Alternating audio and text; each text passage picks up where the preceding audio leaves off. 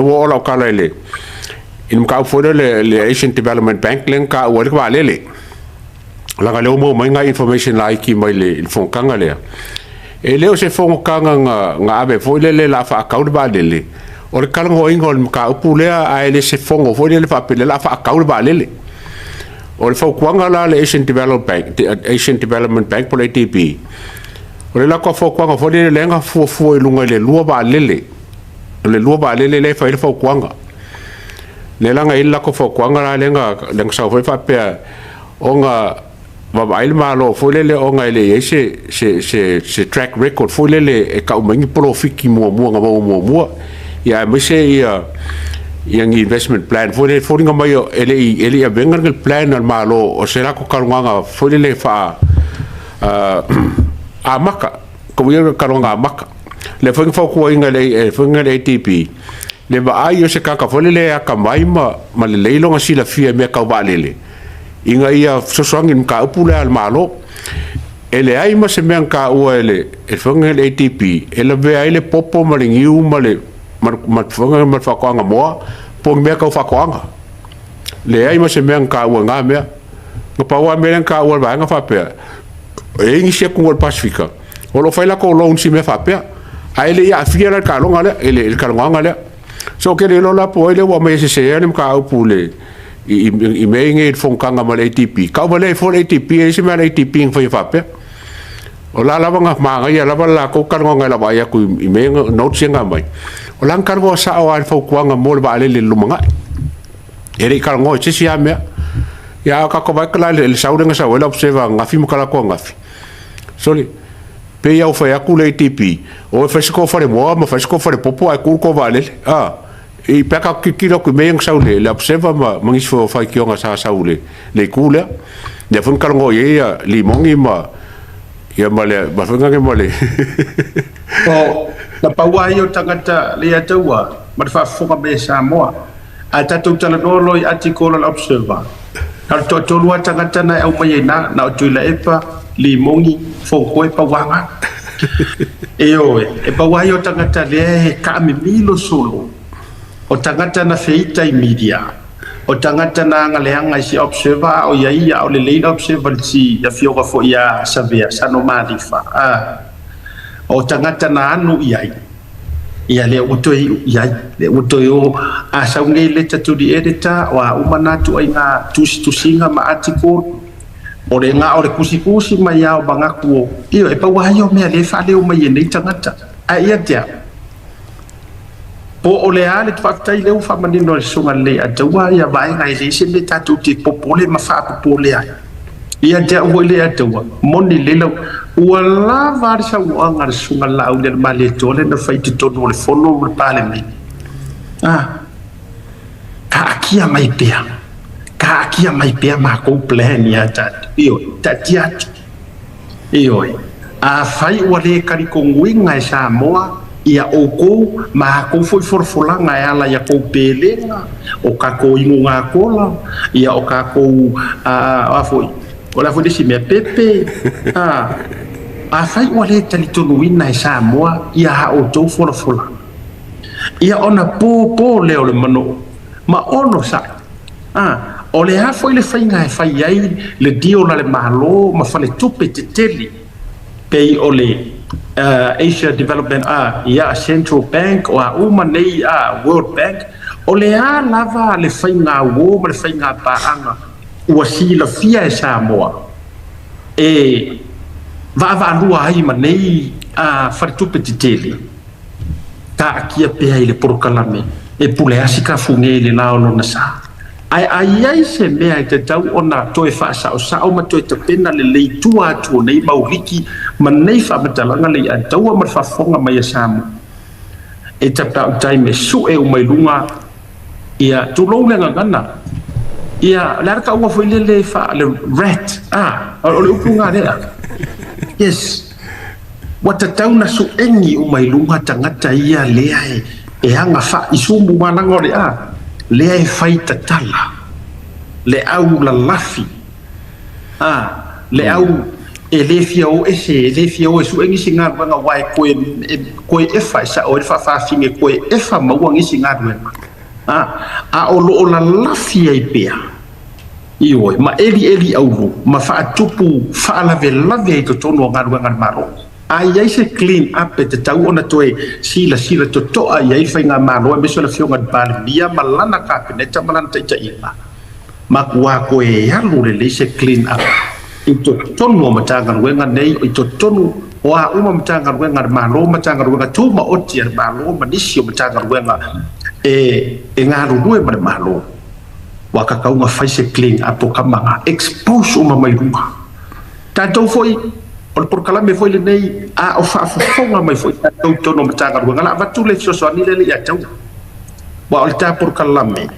ua fai ma faa ma avenga ma vai malu i tō tonga o le tō tele e me se ila tō o lo tau sa ilia le a Milton o le ala e ma fai na o fatu ta ua e ma fai e ka lia le lei e ta ua ni faa matalanga le lei a noa e a mai manipine faa mau o se ka ngaka o lo o kou fai ngā ruenga pe fai ngā ruenga i matanga ruenga le malu ai o lo fia le o langa kau faa le anga le ile malo mangayar nga ofereto mangay kele ang afinga kakalngo asya kay me o fai pule lai ko Palemia mo fong Palemia mo le abongo kele la ba fai nga fesili fangi la kola nga le fanka wanga wangele ele fangi fo kalai ngi si fo e fangi la ko sanganga ai nga po mo ave fa kai wa ko kele o ko le ko ki pia mai ia me funga o whakaranga ia whai wa ele si makaimi ma siaka maka si me kere mai mo makaimi ai mo la ko le ngofo makipi mai ngi ba nga ka ua foi ia ngo bakula le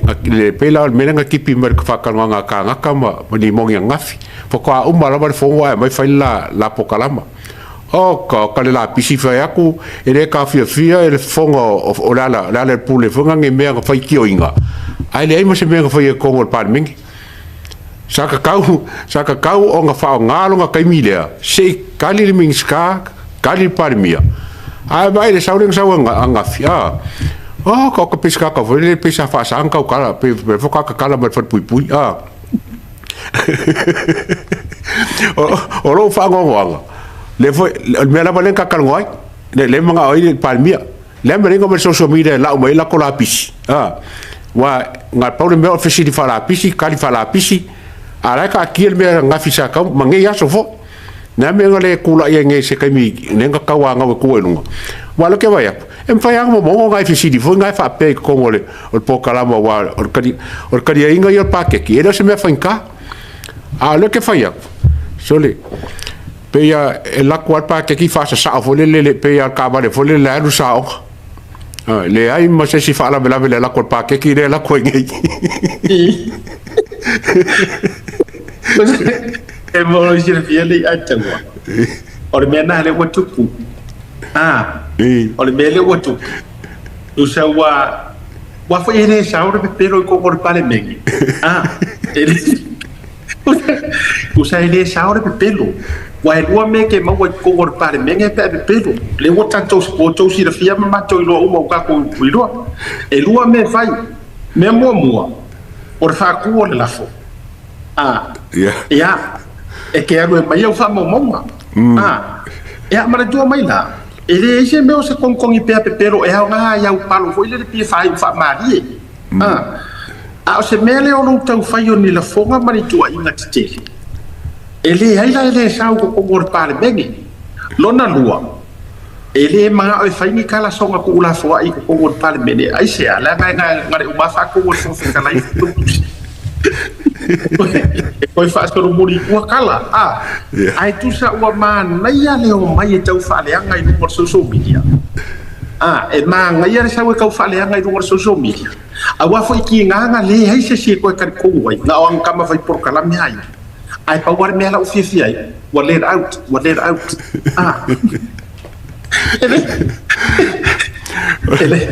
Olme que fia kai. O kalko kala uria. Kalko e mele mama mo ila wa. o kai pe fo fo mai la nga lo fa fo mai la nga fa lo ya sa fo ka ko ka fa mai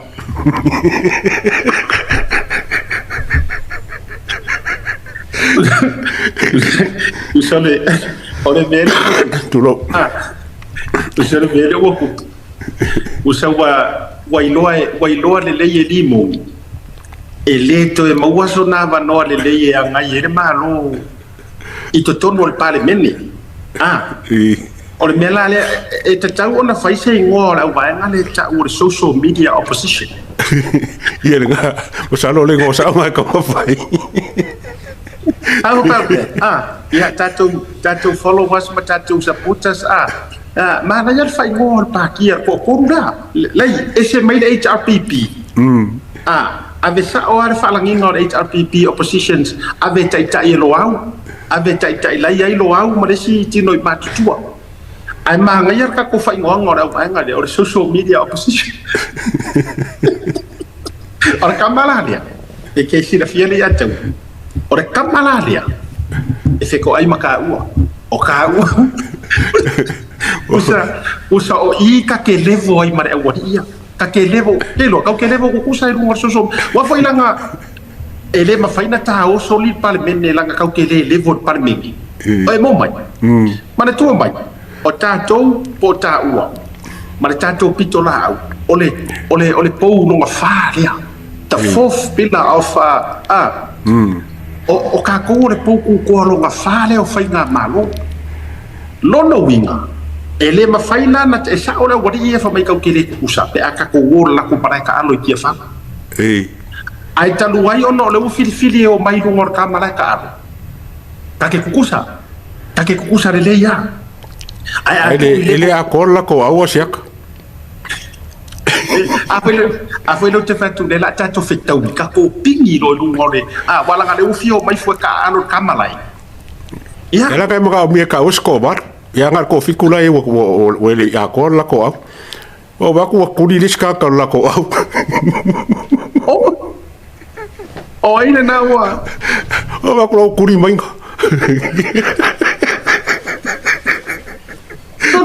ya sei fai se kala sei fai se kala ora me ko kupur ke ni o maina ora me ko fa mai le kuria e o fa buka e ke ngara para de senga fa buka mar kuri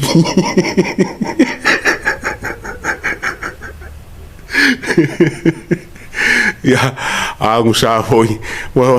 ka lo fa si fai fe au foi le o va aku amaka nga para o vale ka le ki o pa fai po kala mar ko lu le o mea la valengo foi a koe wa aso ia o i kai no foi a ia wa ngo i ko le radio samo o mea ke ma ka pise mal pule e fa close au kala fa mai o ke foi mea ga sa mea ga fa ku sa la fai pa e ga fai au vai ku so le o sa o lo ko mai ngai me ia sa ga fa ia so ia le la wa fa mu ka io fa mu ka pise fa lo ngal kuri ia io o fa lo ngal kuri fa mu ka ia o le fara ko so le o le fara o le tuli o le puaso uma fa pa la nyo terminate ia ai a tato wo le ngana so umor sek a se te le Sii Maualuga fa mo ia fa mo pe mo ka de la fa sa ka o ka o melia what would happen afa pe o le fainga le Palemia o le kuenga fiinga o le ia so e lua like what would happen to the podcast like Canada's podcast my si podcast ko fale ana what would they have to talk about like o kamanga lo fionga le lipule o podcast ku sa ele leilo le ngana Palemia ma o me o podcast nga po fale tamai fale fasara langa pe va fefe kama foi de nga magwar va fefe nga ro pa ye mimi I mean if you really think about it I think o maya ko nga ukum fa makalanga fengi de Palemia ya la I mean what else is it that they haven't said before that they've it's just repeating and repeating o le sibe so ka pungi wa le me ka ngo ia ai ke sirafia ai ke sirafia ele ya taua ma le fionga ya nai e solonga le loa e uma lor kausanga ngai ni fongo o kokoe o solonga le ya le koe o keila ko inga stui e keila oi e unga kausanga me ko inga sidere o mai fakala ngoa ka mo le lei foasi i se o kabari i asiak o le lei for ko inga o foi ngai ma ga ya senga mo ya nga se senga bele nga fa ya ala ma ya pinga mari tulanga o te mana o iai e na ia mawapea tulanga mamalu o Palemia e vaenga ia ia fo ina ngalo ia tia me uma ia fa malulu te fo i lo fionga le fo tlai ona fa pea u ele itaupo le sui lea wa uma lana sauno kulepa ya kulepa o ba ko wa lofa ya la audio maria ko nge vai kai o ba ko wa makanga ngai fa pele ka ko Palemia mo fai fa le ka ko Palemia nge vai kai o dulanga mamalu e te tau na tausi pea o le vale ma le fionga le Palemia ona i foi taimi lo wafia i alo le tulafono o silia breakfast fulu tu sanga o la pa inga malo iai le Palemia nei o fai le tempo mole wa o tu la iai mo wa taimi lu bos famsino le mela le ua fautua mai pea lava pea lo tolua ia malfanau tuia le malo ma tau fai whanolongia fai unga fai le fionga le Palemia o le mela le lewa i manatua i hoi wa te tau ana fai mo ini ia au halo le tulanga i le fono so Samoa kulepa o la me ngari ngai fa sa ali mo ngi kau kala le si kupe me kupe le fa ngi la mo ngai ka fia li mo ngi o ngi kau kala le pakeki ole ma vuanga la via no manatu ai e fa mutal tamalea na toi tutala i vaengo paketi ona e iai vaenga na fia mai ai fo ia o ngalue de mala valele ai pe wa maka el fongo Palemia oi kama o lo awa e mare ke o wa ko fia ka se lo fa e kulepa o lo awa e te inoa, whātua tu e whaalongo lea loa, e ki ripi na nei whaapuru puri si tongia, o to ai ngā balo lea marenga ngana lea tau te mo o mia. Sao, ia. Eili lea, lea ua toi a mata una toi au mai, kama fwoi le ngare kongi wa sila fia le reifo ia de sunga lau le bali to. Le kangaka lea la mention lo ngai ngoa, kama fwoi se kau kuku mai ngai, koe a mai le old style fwoi le lea, e a fwoi ta to kilipi le whaaburu le lo anai, sei tongia e nei lunga le tūlanga nea e oi. E nei nisi wha o suanga i tono pak langa wa popole ko inga i le i whaia le launga whakaupou o sa whaka. I he mumor pole nga? Ia. Ai o i le pinge wha mau tutu ua a ngai ina wha le tonu le memory o to ina. Ke loa i se mea pito sili o le message o marele maresa vali le ngamo moli mai ka mai pasi me le ngakupu. E tau mai ai o le HRPP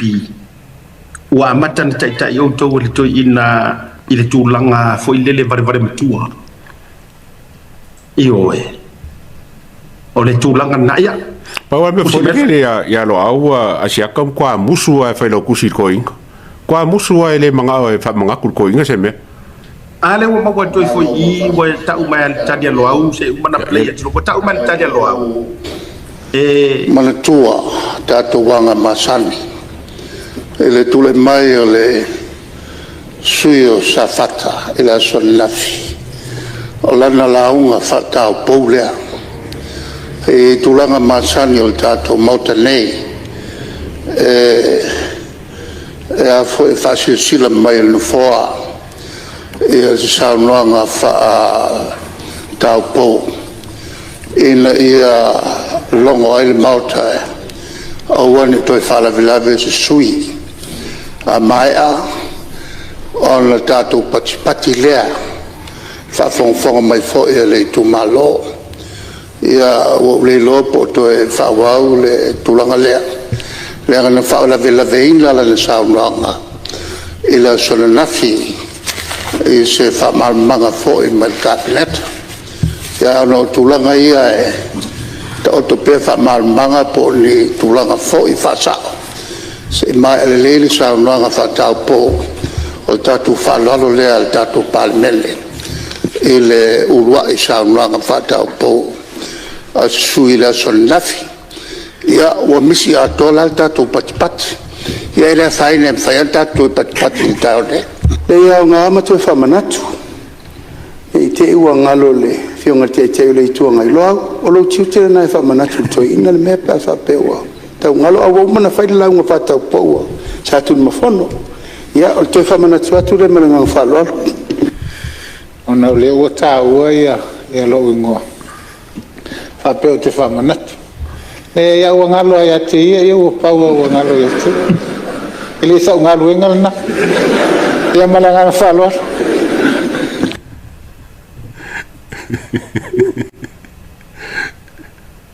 Wa sila la le akau. Le betonu le te vai atuai.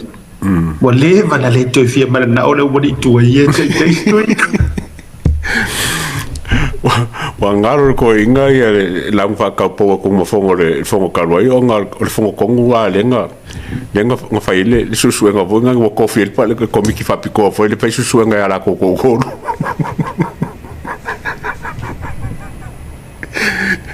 O mea ki whapikai ai.